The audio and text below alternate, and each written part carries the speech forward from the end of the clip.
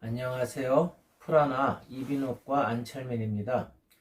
오늘은 목소리가 좋은 사람들의 그 얼굴 특징이라 그럴까요? 외형에서 나타나는 그 말하는 모습에 대해서 말씀을 좀 드려보려고 합니다.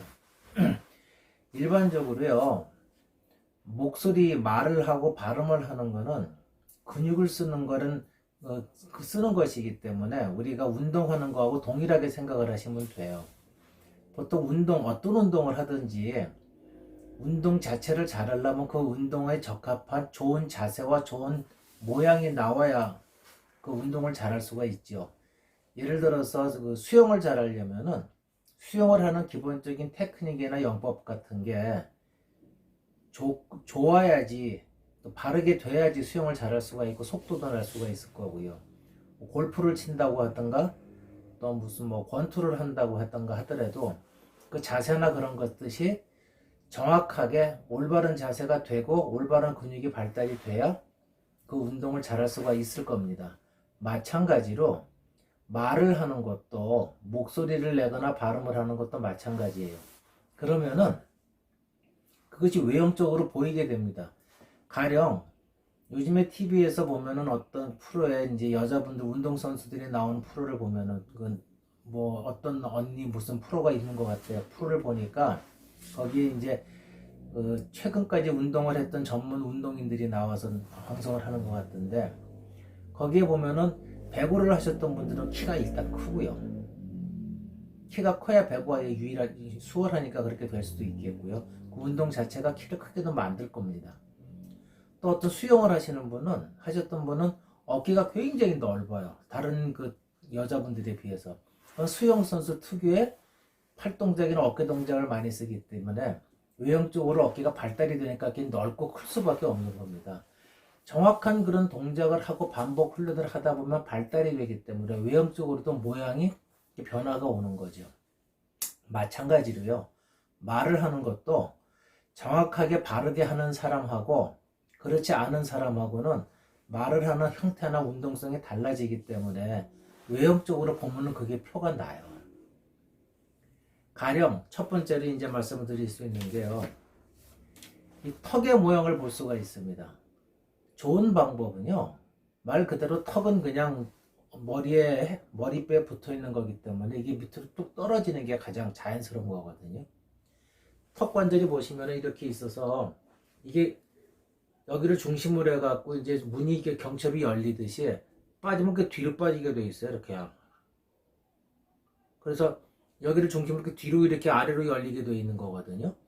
근데 말을 하거나 소리를 낼 때 턱이 앞으로 나오는 사람들이 있죠. 그러면 관절을 보다 이렇게 앞으로 당겨 나온다는 얘기예요. 이렇게 말을 한다든가. 어떤 가장 좋은 방법은요. 여기서 그냥 힘을 빼고 자연스럽게 얘기한다는 얘기는 여기서 밑으로 툭 쳐진다는 얘기입니다. 그러니까 중력이 없고 옆에 근육이 없다고 생각하시면 턱뼈가 만약에 힘이 없는 상태라면 밑으로 쳐지면서 약간 뒤로 당겨질 거예요. 이렇게요. 이렇게 쳐지면서 뒤로요. 그러면 그런 분들은 말을 할 때 보면은요. 턱이 편안하게 약간 내려가면서 뒤로 빠지는 현상이 나타날 겁니다.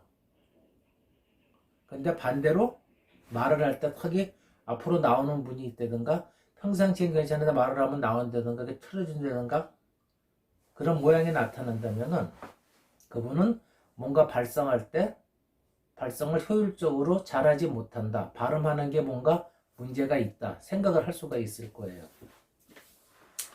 그리고 이제 두 번째로는요. 우리가 말을 하거나 소리를 낼 때 특히 목소리는 모음 소리로 아, 에, 이, 오, 우 하는 거거든요. 여러분들이 모음 소리를 보통 입 모양으로 한다고 생각들을 많이 해요. 입 모양도 하나에 포함이 되는 거지만 가장 근본적으로 소리를 바꿔주는 거는요. 입안 공간의 모양입니다. 그래서 보시면은요. 아, 에, 이, 으. 이 모양은 똑같이 있어도 모음 소리는 다르게 들릴 수가 있어요. 거기 입 모양까지 맞춰주면은요. 더 선명하게 되는 거죠. 아, 에, 이, 오, 우. 근데 입안 공간은 제대로 안 내주고 입만 내게 되면은요. 에, 이인데 이, 에, 아, 으. 이런 잘못된 형태가 나타난다는 겁니다. 가장 중요한 건 입안 공간의 형태가 잘 만들어진 상태에서 입술을 쓰게 되는데요. 그럴 때는 입술에 힘이 들어가질 않아요. 들어갈 일이 없죠. 억지로 입을, 예를 들어서 제가 강제적으로 이제 과장되게 표현을 한다면 입을 다물고 소리 안 내려고 하면서 이제 모음을 듣는다고 칠게요. 이, 에, 아, 자연스럽게 입술이 얇아질 수밖에 없어요. 그래서 그런 분들은요, 되게 말을 할 때 입술이 가만히 입술 다물고 편안하게 있을 때는 도톰해졌는데 말을 하는 순간 입술이 얇아져요. 특히 윗입술이. 그런 분들은요, 말하는 발성이 효율적이거나 편하게 나타나는 건 아니다.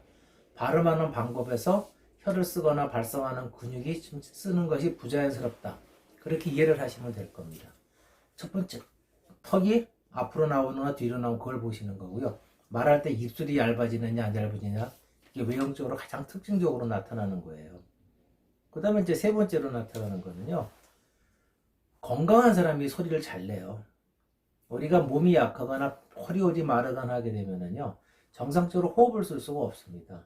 소리를 내는 거는 호흡 근육을 쓰면서 공기가 불어내서 상대가 진동하고 입안 공간의 형태가 움직여가면서 말이 나오는 건데, 가장 근본적으로 중요한 건 호흡에서 공기를 불어내주는 건데, 그거는 호흡 근육 수백 가지의 근육을 써서 공기를 불어내고 움직이는 건데, 체격적으로 약하신 분들은요, 모든 게 약하고 마르거나 너무 헤비하거나 그런 분들은 정상적인 근육을 쓰기가 어려워져요. 그래서 건강한 소리를 잘 내실 수 있는 분은요, 외형적으로 건강 상태도 평범하게 건강한 상태를 유지할 때 가장 효율적인 소리를 내기가 쉬워진다는 얘기인 겁니다.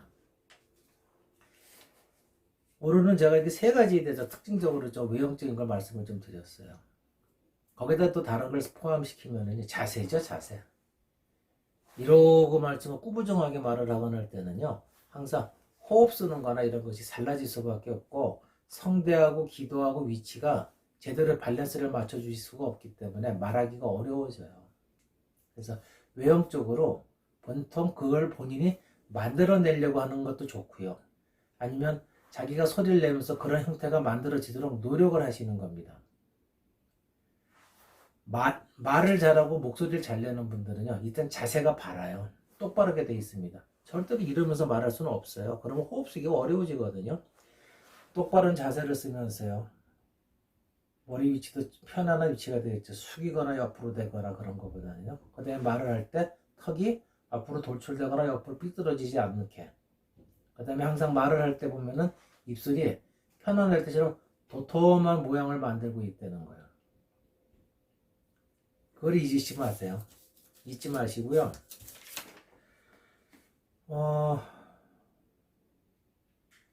소리를 낼 때 이제 외형만 보고도, 저분은 말씀하실 때 보면은 그냥 생긴 것만 봐도, 목소리가 좋겠다, 목소리가 나쁘겠다.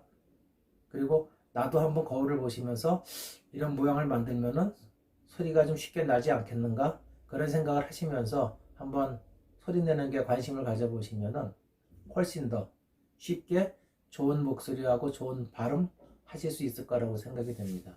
오늘은 외형적으로 보는 그 사람의 특징, 외형적인 특징, 목소리가 좋은 사람의 외형적인 특징에 대해서 잠깐 말씀을 좀 드렸습니다. 감사합니다.